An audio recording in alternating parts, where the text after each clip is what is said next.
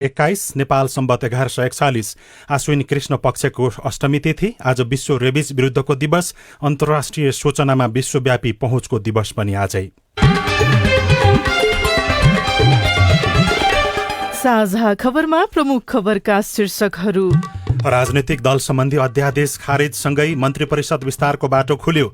अध्यादेश खारेजीमा एमालेको भने विरोध। प्रधानमन्त्री सहित कांग्रेसलाई 7, माओवादी, एकीकृत समाजवादी र जसपालाई 5-5 मन्त्रालय दिने प्रस्ताव। भूमि आयोग खारेज गर्ने सरकारको निर्णय पेश गर्न आदेश। एमसीसी परियोजनाबारे अझै निर्णय भएन। 40 स्थानीय तहले अझै बजेट नल्याउँदा विकासका काम प्रभावित। लामो दूरीका सवारी साधनमा बढेको भाडा कार्यान्वयनमा। चाडपर्वको मुखमा अत्यधिक महँगी। अस्थिर नीतिले खाडीमा नेपाली महिला कामदारको तस्करी। कोरोना भाइरसको उत्पत्तिबारे थप अनुसन्धान हुने। नाइजेरियाको उत्तरी क्षेत्रमा बन्दुकधारीले आक्रमण गर्दा 34 जनाको मृत्यु। तालिबानद्वारा हेलमन्त प्रान्तमा दाढी काट्न रोक। र एभरेस्ट प्रिमियर लिगमा आज काठमाडौँ अनि पोखरा खेल्दै आइपीएल क्रिकेटमा राजस्थानमाथि हैदराबादको जित।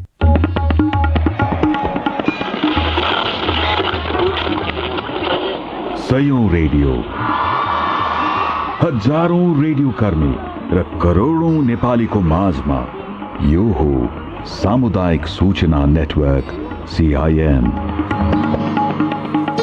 साझा खबरको सबैभन्दा सुरुमा राजनीतिक दल सम्बन्धी अध्यादेश खारेजसँगै मन्त्री परिषद विस्तारको बाटो खुलेको प्रसंग। राजनीतिक दल सम्बन्धी अध्यादेश खारेज भएसँगै सरकारलाई मन्त्री परिषद विस्तारको बाटो खुलेको छ। राजनीतिक दल सम्बन्धी ऐन 2073 लाई संशोधन गर्न सरकारले ल्याएको अध्यादेश मन्त्री परिषदको सिफारिसमा राष्ट्रपति विद्यादेवी भण्डारीले हिजो खारेज गर्नुभएको हो। अध्यादेश खारेज नहुँदासम्म सरकारमा सहभागी नहुने अडान सत्ता घटक जनता समाजवादी पार्टीले यसअघि लिँदै आएको थियो। सरकारले संसदीय दल वा केन्द्रीय समितिमा 20% पुर्याएर राजनीतिक दल विभाजन गर्न सकिने गरी गएको भदौ 1 मा अहिलेको सरकारले सिफारिस गरेको थियो। अब 1-2 दिनमै सरकार विस्तार हुने जसपाका नेता राम सहाय प्रसाद यादवले CIN-सँग बताउनुभयो। गत भदौको 2 मा राजनीतिक दल सम्बन्धी अध्यादेश जारी भएसँगै नेकपा एमाले विभाजित भएर माधव कुमार नेपालको नेतृत्वमा नेकपा एकीकृत समाजवादी र जसपा विभाजित भएर महन्त ठाकुरको नेतृत्वमा लोकतान्त्रिक समाजवादी पार्टी दर्ता भएको थियो। प्रमुख प्रतिपक्षी नेकपा एमाले भने राजनीतिक दल सम्बन्धी अध्यादेशको खारेजीको विरोध गरेको छ। CIN-सँग केही बेर अगाडि मात्रै कुराकानी गर्दै नेकपा एमालेका प्रमुख सचेतक विशाल भट्टराईले आफ्नो पार्टी फुटाउनका लागि नै अध्यादेश ल्याएको अहिले आएर पुष्टि भएको प्रतिक्रिया दिनुभयो। यो अनैतिकताको पनि पराकाष्ठा हो र नेकपा एमालेलाई टुक्र्याएर आफू बलियो हुने, एमाले कमजोर भएपछि मात्रै हामी अघि बढ्न सक्छौँ भन्ने एउटा हीन ग्रन्थीले काम गरेको देखिन्छ। तर उहाँहरूले सोचे जस्तो गरी नेकपा एमाले विभाजित पनि छैन, कमजोर पनि छैन र यो अध्यादेशले कुनै पनि दिन उहाँहरूलाई यो अध्यादेशले आफैलाई सिद्ध्याउँछ। राजनीतिक दल सम्बन्धी अध्यादेश खारेज भएसँगै मन्त्रालय भागबण्डा टुंग्याउनका लागि सत्ता गठबन्धनका दलहरू आन्तरिक छलफलमा जुटेका छन्। प्रधानमन्त्री शेरबहादुर देउवाले मन्त्री बन्नेहरूको नाम दिनको लागि सत्ता गठबन्धनका दलहरूलाई अनुरोध गर्नुभएको छ। प्रधानमन्त्री सहित कांग्रेसलाई 7, माओवादी, एकीकृत समाजवादी र जसपालाई 5-5 मन्त्री सहित 1-1 राज्य मन्त्री दिने प्रस्तावमा अहिले दलहरूको बीचमा छलफल चलिरहेको छ। सरकारले राजनीतिक दल सम्बन्धी अध्यादेश खारेजसँगै विभिन्न विधेयकहरू संसदमा पेश गर्नको लागि स्वीकृति पनि दिएको सरकारका प्रवक्ता कानून न्याय तथा संसदीय मामिला मन्त्री ज्ञानेन्द्र बहादुर कार्कीले हिजोको मन्त्री परिषदको बैठकपछि जानकारी दिनुभयो। सार्वजनिक पद धारण गर्ने व्यक्तिको शपथ सम्बन्धमा बनेको विधेयक संघीय संसद समक्ष पेश गर्न स्वीकृति दिने। रासायनिक मल नियन्त्रण दोस्रो संशोधन आदेश 2078 स्वीकृत गर्ने। तेजाब तथा अन्य घातक रासायनिक पदार्थको नियमनका सम्बन्धमा व्यवस्था गर्न बनेको विधेयकलाई पेश गर्न स्वीकृति दिने। नेपाल प्रहरी र प्रदेश प्रहरी कार्य सञ्चालन सुपरिवेक्षण र समन्वय ऐन 2076 लाई संशोधन गर्न बनेको विधेयकलाई संघीय संसद समक्ष पेश गर्न स्वीकृति दिने। नेकपा एमाले 10 बुँदे सहमति कार्यान्वयनका लागि बनेको कार्यदलको संयोजक भीम रावललाई तोकेको छ। स्थायी कमिटिको हिजोको बैठकले शंकर पोखरेललाई कार्यदलमा थप गरेको छ भने रावललाई संयोजक तोकेको प्रचार विभाग प्रमुख योगेश भट्टराईले जानकारी दिनुभयो। अध्यक्ष कमिटिको निर्देशनमा बैठकले त्यो कार्यदलको संयोजकमा भीम रावल कमिटीलाई तोकिएको छ। र त्यो कार्यदलमा 6 जना हुनुहुन्थ्यो, 1 जना थपेर 7 जना बनाइएको छ।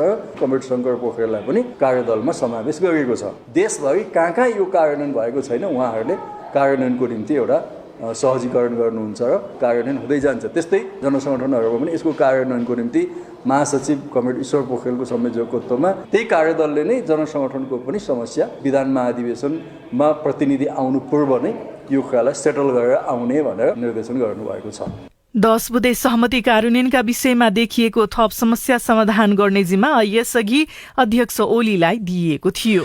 नेपाली कांग्रेसको 14औं महाधिवेशन प्रक्रिया अन्तर्गत आगामी असोज 18 गते विभिन्न 21 जिल्लामा जिल्ला अधिवेशन गरिने भएको छ। हिमाली जिल्लाका रूपमा परिभाषित ताप्लेजुङ, सङ्खुवासभा, सोलुखुम्बु, दोलखा, सिन्धुपाल्चोक, रसुवा, मनाङ, मुस्ताङ, डोल्पा, जुम्ला, मुगु, हुम्ला, कालीकोट, बाजुरा, बझाङ, दार्चुला, धादिङ, रामेछाप, गोरखा, रुकुमपूर्व र म्याग्दी गरी 21 जिल्लामा असोज 18 मा जिल्ला अधिवेशन हुने भएको हो। हिमाली जिल्लामा दशैंपछि चिसो बढ्न सक्ने अवस्थालाई दृष्टिगत गरी पार्टीको पदाधिकारी बैठकको अनुरोधमा पूर्व प्रकाशित कार्यतालिका अनुसार नै जिल्ला अधिवेशन गर्न लागि पार्टीको केन्द्रीय निर्वाचन समितिका संयोजक महादेव यादवले सीआईएनसँग बताउनुभयो। नेपाली कांग्रेसले हिमाली जिल्ला बाहेकका अन्य जिल्लाका जिल्ला अधिवेशन दशैंपछि गर्ने निर्णय गरिसकेको छ, तर त्यसको कार्यतालिका भने अझै पनि सार्वजनिक गरिएको छैन। दशैं अघि पालिका स्तरको अधिवेशन मात्र सक्ने योजना बनाइएको छ। केन्द्रीय निर्वाचन समिति संयोजक यादवले ढिलोमा असोज 18 गते हिमाली जिल्लाको जिल्ला अधिवेशन सक्ने गरी तयारी गरिएको बताउनुभयो। सर्वोच्च अदालतले भूमि सम्बन्धी समस्या समाधान आयोग खारेज गर्ने सरकारको निर्णयको फाइल पेश गर्न आदेश दिएको छ। तत्कालीन भूमि आयोगका अध्यक्ष देवी प्रसाद गेवाली सहितले दायर गरेको रिटमा हिजो सुनवाई गर्दै न्यायाधीश द्वय दीपक कुमार कार्की र प्रकाश कुमार ढुङ्गानाको इजलासले शेरबहादुर देउवा सरकारले खारेज गर्ने भनी गरेको निर्णय पेश गर्न भनेको सर्वोच्च अदालतका प्रवक्ता बाबुराम दाहालले सीआईएनसँग बताउनुभयो। विघटन भइसकेपछि जो भूमि सम्बन्धी आयोग गठन भयो, त्यो आयोग गठन निर्णयको चाहिँ सक्कल मिसिल र त्यस पछाडि जुन विघटन भएको थियो त्योभन्दा पहिला त्यसको चाहिँ सक्कल निर्णय फाइल झिकाउने आदेश भएको। त्यस पछाडि जुन पछिल्लो जुन भूमि आयोग गठन भयो, पहिलाको विघटनबाट जुन गठन भएको थियो त्यो गठन गरेको पनि गैर कानुनी भयो भनेर यही मूल निवेदनसँग एउटा पूरक निवेदन प्राप्त भएको थियो। त्यो पूरक निवेदनमा पनि कृषिको सूचना विपक्षीलाई दिनु भनेर आदेशसम्म भयो। गेवालीले गत साउन 24 गते आयोग खारेजीको निर्णय गैर कानूनी भएको जिकिर गर्दै रिट दायर गराउनु भएको थियो। उक्त रिटमा प्रारम्भिक सुनवाई गर्दै सर्वोच्चले सरकारसँग लिखित जवाफ माग गरेको थियो। निजी क्षेत्रको हवाई कम्पनी बुद्ध एयरको जहाज हिजो दुर्घटना हुनबाट बचेको छ। काठमाडौँबाट हिजो बिहान 73 यात्रु लिएर विराटनगर पुगेको कल साइन 9NNANI उडान संख्या U4701 जहाज अवतरणका बेला ल्यान्डिङ गियरमा समस्या आएर पाङ्ग्रा नखुलेपछि काठमाडौँ फर्काइएको थियो। काठमाडौँ आउँदासम्म पनि जहाजको पाङ्ग्रा नखुलेपछि त्रिभुवन विमानस्थलमा फोर्स ल्यान्डिङ गराउन सबै तयारी गरिएको थियो। त्यसका लागि जहाजमा रहेको इन्धन कम गर्न काठमाडौँको आकाशमा जहाजले 10 फन्का लगाउने क्रममा अचानक पाङ्ग्रा खुलेको थियो। वायुसेवा कम्पनी बुद्ध एयरले हिजो एउटा विज्ञप्ति जारी गर्दै जहाज विराटनगर अवतरण गर्ने क्रममा ल्यान्डिङ गियर इन्डिकेटरमा समस्या देखिएको तथा टावरले पनि गियर नझरेको जानकारी दिएपछि क्याप्टेनले पुनः काठमाडौँ फर्काउने निर्णय गरेको उल्लेख गरिएको छ। सुरक्षा निर्देशिका अनुसार जहाजमा रहेको इन्धनलाई कम गर्न केही बेर काठमाडौँको आकाशमा फन्को मारी सबै सुरक्षा मापदण्ड पूरा गरेर सुरक्षित साथ अवतरण गराइएको थियो र पछिल्लो समयमा जहाजले नर्मल रूपमा अवतरण गरेपछि यात्रुहरू भने खुसी भएका छन्। जहाजमा 68 वयस्क र 5 बालबालिका सहित 73 यात्रु रहेका थिए। विमानस्थल कार्यालयका अनुसार जहाजलाई फोर्स ल्यान्डिङ गराउँदा सुरक्षाको कुनै ग्यारेन्टी हुने थिएन, तर आकाशमा फन्को मार्दा मार्दै 81 पाङ्ग्रा खुलेपछि अवतरण गराइएको थियो। सत्ताधारी दलहरू बीचमा नै एकमत नभएपछि सरकारले अमेरिकी सहयोग परियोजना एमसीसी बारेमा अझै निर्णय गर्न सकेको छैन। एमसीसीका उपाध्यक्ष फातिमा सुमारले नेपालका शीर्ष नेताहरूसँग भेटेर यसबारेमा छिटो निर्णय गरिदिन आग्रह गरेको 15 दिन बितिसक्दा पनि नेपालले यसबारेमा निर्णय गर्न सकेको छैन। नेकपा एमाले र कांग्रेस एमसीसीलाई परिमार्जन सहित पारित गर्नुपर्ने पक्षमा रहेका छन् भने नेकपा माओवादी केन्द्र यसको विपक्षमा रहेको छ। तर कांग्रेस र एमालेका नेताहरूका बीचमा पनि यसबारेमा फरक मत देखिएको छ। यसैबीच परराष्ट्र मन्त्री डाक्टर नारायण खड्काले एमसीसी परियोजना कार्यान्वयन हुने वा नहुने भन्ने निर्णय दलीय छलफलका आधारमा हुने बताउनु भएको छ। सरकारले लामो दूरीका सवारी साधनमा बढाएको भाडा दर कार्यान्वयनमा ल्याएको छ। यातायात व्यवस्था विभागले विभिन्न स्थानबाट सञ्चालन हुने लामो दूरीका सवारी साधनमा यसअघि बढाइएको भाडा दर कार्यान्वयनमा आएको विभागका प्रवक्ता लोकनाथ भूषालले सीआईएनसँग बताउनुभयो। यात्रुवाहक सवारी साधनमा 28%, पहाडी सड़कमा सञ्चालन हुने मालवाहक सवारी साधनमा 20% र तराईको बाटोमा सञ्चालन हुने मालवाहक सवारी साधनमा 26% सम्म सरकारले भाडा बढाएको छ। विभागले स्मार्ट लाइसेन्स अर्थात सवारी चालक अनुमति पत्र वितरणमा समय लाग्दा सवारी चालकले भौचर मात्र बोकेर हिँड्दा समस्या भोग्नु परेको भन्दै क्यूआर कोड सहितको कार्ड वितरण शुरू गरेको पनि जनाएको छ। सीआईएनसँग कुराकानी गर्दै विभागका प्रवक्ता भूषालले भन्नुभयो, यो स्मार्ट कार्ड चाहिँ दिनलाई अलिकति ढिला भएको हुनाले सेवाग्राहीहरूले त्यो एउटा भौचरको आधारमा हिँड्नुपर्ने अवस्था भयो। त्यो अवस्थालाई अन्त्य गर्नको लागि हामीले 1 वर्ष अवधिलाई हुने गरेर एउटा परीक्षणकालीन लाइसेन्स भनेर जारी गरेका छौँ। यो अब सबै यातायात कार्यालयहरूबाट कर्मचारी चाहिँ वितरण भइरहेको छ। अहिले भौचरको आधारमा हिँड्नुपर्ने अवस्था हुँदैन, एउटा क्यूआर कोड सहितको कार्ड उपलब्ध हुन्छ। त्यो कार्ड उपलब्ध भएपछि सेवाग्राहीले चाहिँ सहज रूपमा यात्रा गर्न सजिलो। तर स्मार्ट लाइसेन्स चाहिँ सक्कली हो कि नक्कली छुट्याउन नसकेको कारणले गर्दाखेरि 1 वर्षे परीक्षण कालको यो लाइसेन्स चाहिँ वितरण सुरु गरिएको के यो साँचो हो? त्यो एकदम बिल्कुलै होइन। ट्राफिक प्रहरीले यस्तो चाहिँ सक्कली नक्कली कुन हो भन्ने इजिली देखेर पनि थाहा पाउनुहुन्छ। अब आवश्यक पर्यो भने हामीले त्यसलाई मेसिनबाट पनि परीक्षण गर्न सक्छौँ। त्यसकारण त्यसमा केही समस्या छैन। अब यस्तो चाहिँ त्यो निराधार हल्ला होला त्यस्तो केही पनि होइन।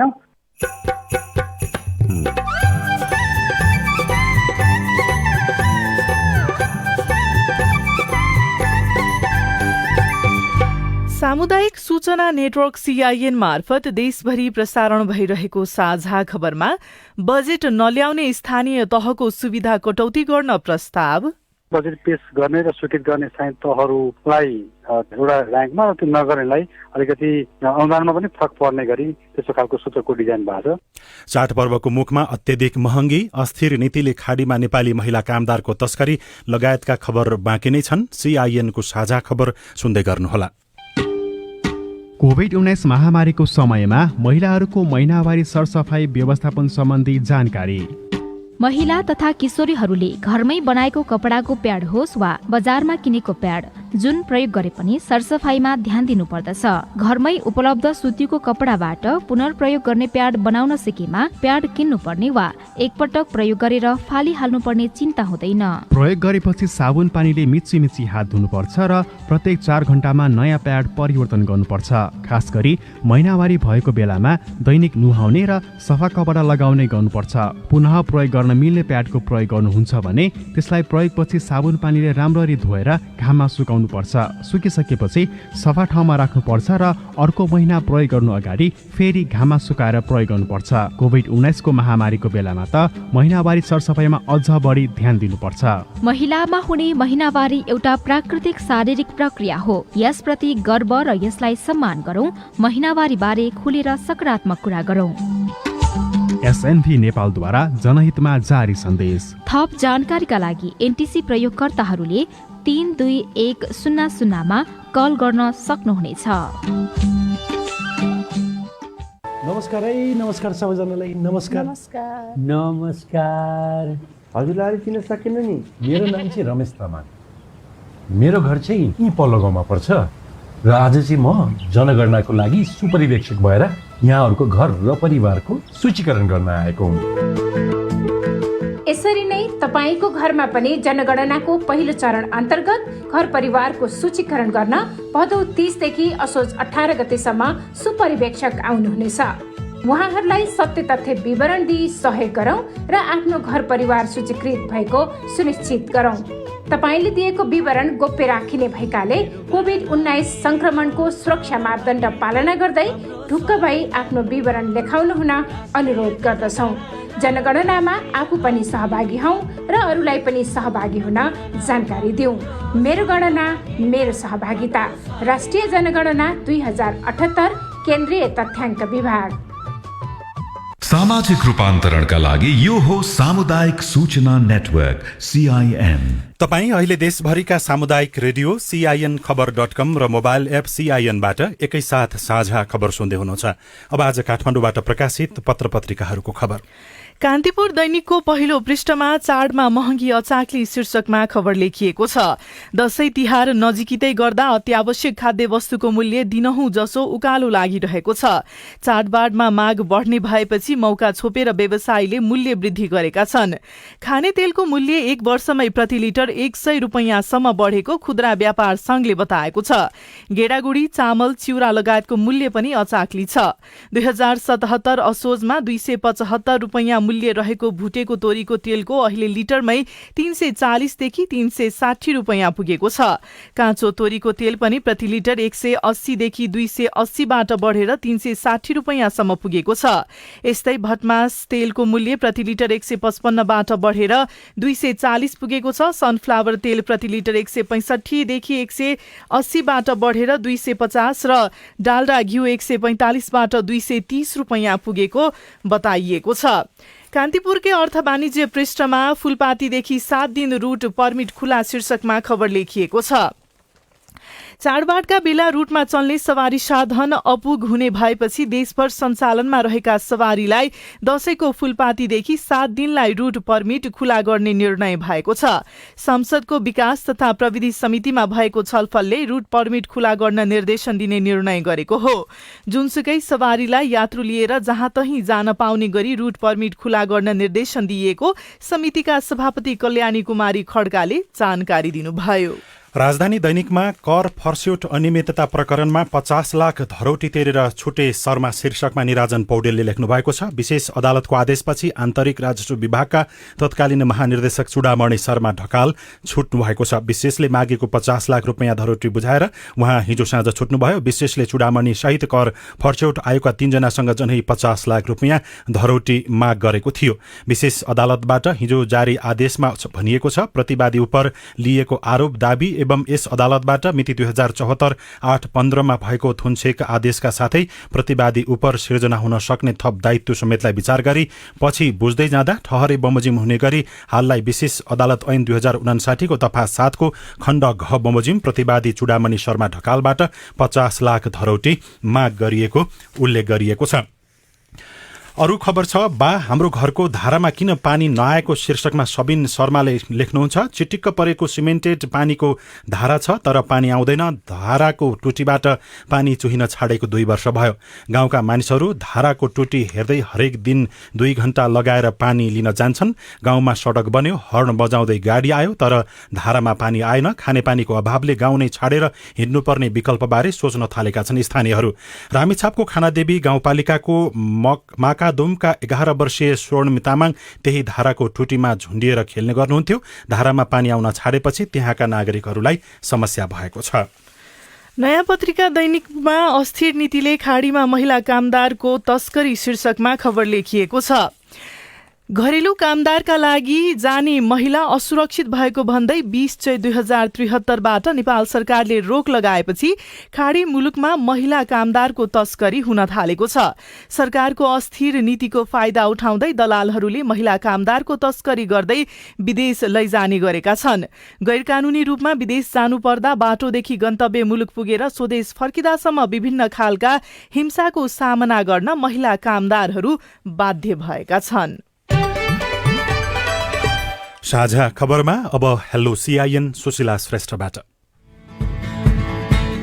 नमस्कार, मेरो नाम तिलक कोली, दारमा गाउँपालिका 6 देखि। कर्णाली प्रदेश सरकारले कोरोना पीडितको लागि दिने भनेको राहत रकम किन दिएन? अहिले धेरै प्रकारका कुरा गरिरहेको छ। तपाईको प्रश्न हामीले कर्णाली प्रदेश सरकारको आर्थिक मामिला तथा योजना मन्त्रालयका प्रवक्ता पदम बहादुर बुढा छेत्रीलाई सोधेका छौं। पहिला कार्यविधि थिएन अनि कसरी दिने भन्ने हामीसँग कार्यविधि नबनाउनाले भर्खरै हामीले असारको महिना कार्यविधि बनायौँ। त्यसपछि एक लड हामीले पैसा हालिसकेका छौँ। यो अहिले दोस्रो लड दिनको लागि हामीले ती निवेदनहरू सङ्कलन गरेर निवेदनहरू छानबिन गरिरहेका छौँ। यो आन्तरिक मामिला तथा योजना मन्त्रालयले दिने हो यो रकम। त्यहाँ अब त्यो निवेदनहरू लगभग 500-700 जति छ अरे। प्रक्रिया पुगेन हेरेर अब दिने तयारीमै लगभग तयारी नै छ भन्ने कुरा मैले बुझेको छु। म वीरेन्द्र साउद, सिकास गाउँपालिका वार्ड नम्बर 3 बैठक बैतडीबाट। हाम्रो यस सिगास गाउँपालिकाभित्र ग्रामीण सडकमा सञ्चालित ती व्यवसायहरूले यात्रुहरूबाट चर्को अथवा दोब्बर भाडा वसुलिराखेका छन्। सिगास गाउँपालिकादेखि लगन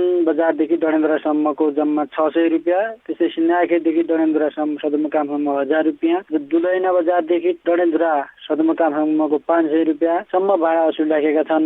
यसमा स्थानीय प्रहरी, प्रशासन र गाउँपालिकाको ध्यान जान सकेको छैन, जसकारण स्थानीय जनताहरूले चर्को भाडा तिर्न बाध्य भइरहेका छन्। तपाईको गुनासो हामीले बैतडीको सिगास गाउँपालिकाका उपाध्यक्ष द्रौपदी चन्दलाई सुनाएका छौं। गाउँपालिकाभित्र ग्रामीण सडकहरू छन्, तिनीहरूको भाडाको मापदण्ड हामीले तोकेका छैनौँ। हाइवे सडक भन्दा ग्रामीण सडकहरू भित्र कच्ची हुने भएको कारणले गर्दाखेरि भाडा चाहिँ अलिक बढाएकै छ। त्यसको बारेमा हामीले खासै त्यस्तो हामीसँग गुनासो चाहिँ अहिले नै आएको त्यस्तो सुनिएको पनि थिएन र हामीले मापदण्ड तोक्न मिल्छ, भाडाको दर रेट राख्न पाउँछ भने हामी त्यसको लागि प्रयास गर्छौँ।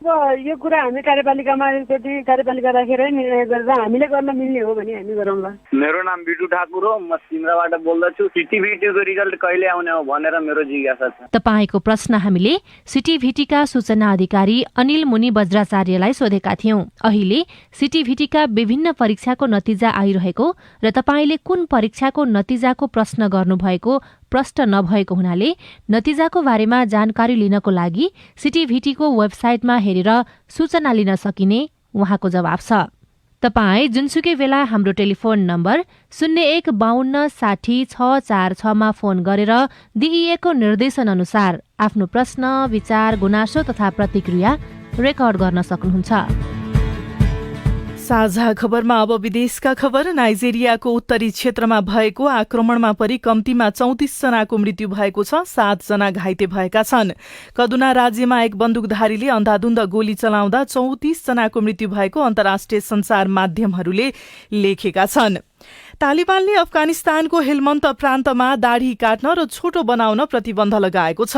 अफगानिस्तानमा सत्ता सम्हालेको तालिबानले इस्लामिक कानूनको उल्लंघन हुने भएकाले दाढ़ी काट्न र छोटो बनाउन रोक लगाएको बताएको हो। तालिबान धार्मिक पुलिसका अनुसार नियमको उल्लंघन गर्नेलाई सजाय दिइने अन्तर्राष्ट्रिय सञ्चार माध्यमहरूले खबर लेखेका छन्। र विश्व स्वास्थ्य संगठनले कोभिड-19 को उत्पत्ति बारेको अनुसन्धानलाई थप पुनर्जीवित गर्ने प्रयास गरिरहेको छ। अमेरिकी सञ्चार माध्यमहरूका अनुसार वाल स्ट्रीट जर्नलको रिपोर्टमा उल्लेख भए अनुसार संगठनले एक निकायबाट 20 जना वैज्ञानिकको टोली पठाएर यसबारेमा थप अनुसन्धान शुरू गर्ने तयारी गरिरहेको छ। साझा खबरमा अब खेल खबर। चौथो संस्करणको Everest premier league EPL T20 क्रिकेटमा आज एक खेल हुने भएको छ। टियु क्रिकेट मैदानमा हुने एक मात्र खेलमा काठमाडौँ किङ्स 11 र पोखरा राइनोजका बीचमा प्रतिस्पर्धा हुनेछ। काठमाडौँ र पोखरा बीचको खेल मध्याह 12:15 बजे शुरू हुनेछ। साफ च्याम्पियनशिपको लागि नेपाली राष्ट्रिय फुटबल टोली मालदिप्स पुगेको छ। कतारमा विशेष तयारी गरेर नेपाली टोली हिजो मालदिप्स पुगेको हो। नेपाली टिम कतारबाटै मालदिप्स गएको हो। साफ च्याम्पियनशिप असोज 15 देखि 30 गतेसम्म आयोजन हुनेछ। नेपालले आयोजक मालदिप्ससँग खेल्दै प्रतियोगिताको सुरुवात गर्नेछ। र Indian premier league IPL T20 क्रिकेटमा सनराइजर्स हैदराबादले राजस्थान रोयल्समाथिको जित निकालेको छ। गैराती भएको खेलमा हैदराबादले राजस्थानलाई 7 विकेटले पराजित गरेको हो। राजस्थानले दिएको 165 रनको लक्ष्य हैदराबादले 18 ओभर 3 बलमा 3 विकेट गुमाएर पूरा गरेको हो। देशभरका 40 स्थानीय तहले अझै बजेट ल्याएनन्। रेडियो रिपोर्ट, स्वस्थ जीवनशैली सम्बन्धी सन्देश, अरू खबर र कार्टुन पनि बाँकी नै छ। CIN को साझा खबर सुन्दै गर्नुहोला।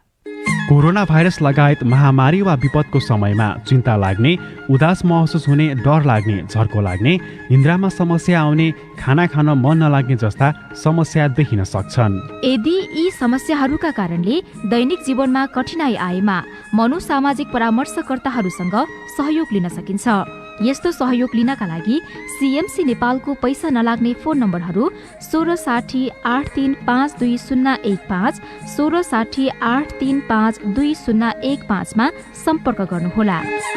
CBM को आर्थिक सहयोगमा CMC नेपाल र CIN द्वारा जनहितमा जारी सन्देश। सामाजिक रूपान्तरणका लागि यो हो सामुदायिक सूचना नेटवर्क CIN। साझा खबरमा अब बजेट नल्याएका स्थानीय तहको कुरा। स्थानीय तहले असार 10 गते भित्र बजेट ल्याइसक्नुपर्ने कानूनी प्रावधान छ, तर 3 महिना बितिसक्दा पनि 40वटा स्थानीय तहले आर्थिक वर्ष 2078-79 को बजेट ल्याउन सकेका छैनन्। समयमा बजेट नल्याउँदा आर्थिक परिचालनदेखि विकास निर्माणको काम प्रभावित भएको छ। सिराहाको कल्याणपुर नगरपालिकाको चालू आर्थिक वर्षको बजेट र कार्यक्रम अझै पारित नहुनुको कारण योजनाका विषयमा जनप्रतिनिधि बीच विवाद हुनु हो। बजेट नआउँदा कर्मचारीलाई तलब भत्तादेखि विकास निर्माणको काम ठप्प भएको वडा नम्बर 6 का अध्यक्ष मातिबुल राइनको भनाइ छ। कर्मचारीहरूले तलब पाएको छैन हैन, योजनाहरू सञ्चालन नहुँदाखेरि गाह्रो छ नि, जनताले चुनेर पठाएको छ विकासको लागि नि, विकास हुन सकिरहेको छैन। सल्यानको बनगाड कुपिण्डे नगरपालिकाले पनि चालू आर्थिक वर्षको नीति तथा कार्यक्रम र बजेट ल्याउन सकेको छैन। बहुमत वडा अध्यक्षहरूले प्रत्येक वडामा 80 लाखको सिलिङ नआएसम्म नगर सभा बस्न नदिने भनेका छन्। नगरपालिकाका प्रमुख गोविन्द पुन 13 गते नगर सभा गर्ने गरिकन तयारी गरेका छौं र लगभग 13 गते पुगिन्छ होला नीति कार्यक्रम आउँछ। विकास निर्माणमा भागबण्डा नपुगेर मात्रै होइन, राजनीतिक आग्रह पूर्वाग्रहका कारण पनि बजेट रोकिएका छन्। रौतहटको बोधिमाई नगरपालिकाले यही असोजको पहिलो हप्ता बजेट पारित गर्नुको कारणबारे नगरपालिकाका प्रमुख राजीव रञ्जन यादव भन्नुहुन्छ, राजनीतिक हिसाबले भन्नाले कार्यपालिका सदस्यहरूले माथिल्लो नेताले पक्ष विपक्षको नेताले हल्का उस्काएर असार 10 गते हुन सकेन। बजेट र कार्यक्रम नल्याएका अधिकांश स्थानीय तहमा जनप्रतिनिधि बीच विवाद छ। सिन्धुपाल्चोकको लिखु तामाकोसी गाउँपालिकाका अध्यक्ष गोविन्द बहादुर खड्का जनतालाई बजेटिङ गर्नुपर्ने, यहाँको जनतालाई चाहिँ अप्ठ्यारो परेको महसुस हुनुपर्ने ती यावत कुराहरू यहाँको विकासप्रति हामी आफै जिम्मेवार छौँ। हाम्रो केही अब विविध आन्तरिक कारण पनि हो, अथवा यो बर्खामा चाहिँ अब केही काम नहुने भएको भयो हिसाबले अब यो 10 अगाडि हामी 2 दिनभित्र हामी पास गर्दैछौँ। गाउँ वा नगर सभाबाट बजेट र कार्यक्रम पारित नगरी पालिकाले कुनै पनि आर्थिक कारोबार र योजना कार्यान्वयन गर्न पाउँदैनन्। चालू आर्थिक वर्षको 2 महिना भन्दा बढी समय बितिसकेको छ। बजेट र कार्यक्रम पारित नगर्ने स्थानीय तहलाई ताकेता गर्दै आएको संघीय मामिला तथा सामान्य प्रशासन मन्त्रालयको स्थानीय तह समन्वय शाखाका प्रमुख डिलाराम पन्थी बताउनुहुन्छ। यो बजेट स्वीकृत नगरी कुनै पनि खर्च गर्न नमिल्ने हुँदा छिटै ल्याउनुहोस् भनेर हामीले पत्राचार पनि गरेका छौँ र राष्ट्रिय प्राकृतिक स्रोत वित्त आयोगले स्थानीय तहहरूको कार्य सन्तानको आधारमा अनुदान सिफारिस गर्ने प्रावधान छ। त्यसमा समयमै बजेट पेश गर्ने र स्वीकृत गर्ने स्थानीय तहहरूलाई एउटा र्याङ्कमा र त्यो नगर्नेलाई अलिकति अनुदानमा पनि फरक पर्ने गरी त्यस्तो खालको सूत्रको डिजाइन भएको छ। मन्त्रालयको वेबसाइटमा राखिएको तथ्याङ्क अनुसार 753 मध्ये अझै 40 स्थानीय तहले बजेट र कार्यक्रम नल्याएको उल्लेख छ। तर कतिपयले बजेट र कार्यक्रम पारित गरे पनि मन्त्रालयसम्म अध्यावधिक गराएका छैनन्। सीता शर्मा, CIN, काठमाडौँ। यो रिपोर्टसँगै हामी साझा खबरको अन्त्यमा आइपुगेका छौं। सामुदायिक रेडियो प्रसारक संघद्वारा सञ्चालित CIN को बिहान 6 बजेको साझा खबर सक्नु अघि तपाईको स्वस्थ जीवनशैलीसँग जोडिएको एउटा सन्देश। मृगौला बिग्रेको कसरी थाहा पाउने? कतिपय मृगौला रोगहरू शरीरमा बिना कुनै लक्षण पनि देखा पर्न सक्दछन्। कम्तीमा पनि वर्षको एक पटक हामीले आफ्नो मृगौलाको परीक्षण गर्ने बानी चाहिँ विकास गर्नु जरुरत हुन्छ, किनभने जब लक्षणहरू आइसक्छन् त्यति बेलासम्म धेरै ढिला भइसकेको हुन सक्छ। मृगौलामा केही रोगहरू मृगौला भित्रैबाट मृगौलाको आफ्नै स्वरूप बिग्रिएर रोगहरू लाग्न सक्छन्। आन्तरिक रूपमा मृगौला सम्बन्धी रोगहरू लागेमा सबैभन्दा पहिला शरीरहरू या हात गोडाहरू अनुहार बिहान उठ्दाखेरि विशेष रूपमा आँखाको डिल वरिपरि सुन्निने समस्या देखा पर्न सक्छ। मृगौलाबाट जुन हाम्रो रगत फिल्टर गर्ने जाली त्यहाँ घाउ भयो भने त्यहाँबाट हाम्रो रगतका कोषहरू पिसाबमा चुहिएर आउने हुन्छ र त्यस्तो अवस्थामा पिसाब चाहिँ कहिले गाढा रातो, कहिले कोकाकोला जस्तो रातो पिसाब पनि देखिन्छ। पिसाबमा बढी मात्रामा फिज जानु पनि एउटा मृगौला रोगको लक्षण हो। मृगौला रोग विशेषज्ञ डाक्टर अनिल बरालको यो सन्देशसँगै साझा खबरमा मुख्य खबर फेरि एकपटक। राजनीतिक दल सम्बन्धी अध्यादेश खारेजसँगै मन्त्री परिषद विस्तारको बाटो खुल्यो। अध्यादेश खारेजीमा एमालेको भने विरोध। प्रधानमन्त्री सहित कांग्रेसलाई 7, माओवादी, एकीकृत समाजवादी र जसपालाई 5-5 मन्त्रालय दिने प्रस्ताव। भूमि आयोग खारेज गर्ने सरकारको निर्णय पेश गर्न आदेश। एमसीसी परियोजनाबारे अझै निर्णय हुन सकेन। 40 स्थानीय तहले बजेट नल्याउँदा विकासका काम प्रभावित। लामो दूरीका सवारी साधनमा बढेको भाडा कार्यान्वयनमा। चाडपर्वको मुखमा अत्यधिक महँगी। अस्थिर नीतिले खाडीमा नेपाली महिला कामदारको तस्करी। कोरोना भाइरसको उत्पत्तिबारे थप अनुसन्धान हुने। नाइजेरियाको उत्तरी क्षेत्रमा बन्दुकधारीले आक्रमण गर्दा 34 जनाको मृत्यु। र एभरेस्ट प्रिमियर लिगमा आज काठमाडौँ अनि पोखरा बीचको खेल हुने। साझा खबरको अन्त्यमा कार्टुन हामीले राजधानी दैनिकमा कुरे शीर्षकमा उत्तम नेपालले बनाउनु भएको कार्टुनलाई लिएका छौं। यहाँ व्यङ्ग्य गर्न खोजिएको छ सरकार गठन भएको 2.5 महिना भइसक्यो तर पनि अहिलेसम्म विस्तार हुन सकेको छैन। एउटा बन्द कोठा छ। बन्द कोठामा एउटा कुर्सीमा एकजना व्यक्ति बसेका छन्। झ्यालबाट अर्को एकजना व्यक्तिले केही भनेको जस्तो देखिन्छ। ती बसेका व्यक्तिको अगाडिपट्टि चाहिँ प्रधानमन्त्री भनेर लेखिएको छ। तल चाहिँ यस्तो लेखिएको छ, सरकार ढल्ने बेला भइसक्यो, अब त मन्त्रीमण्डल बनाउन हजुर। हवस् त प्राविधिक साथी सुनिल राज भारतलाई धन्यवाद। अहिलेलाई लील प्रकाश चन्द्र स्नेहा कर्ण विदा भयो। तपाईको आजको दिन शुभ होस्। नमस्कार। यसपछि देशभरिका सामुदायिक रेडियोबाट कार्यक्रम हाम्रो घर हाम्रो पाठशाला प्रसारण हुनेछ। सुन्ने प्रयास गर्नुहोला।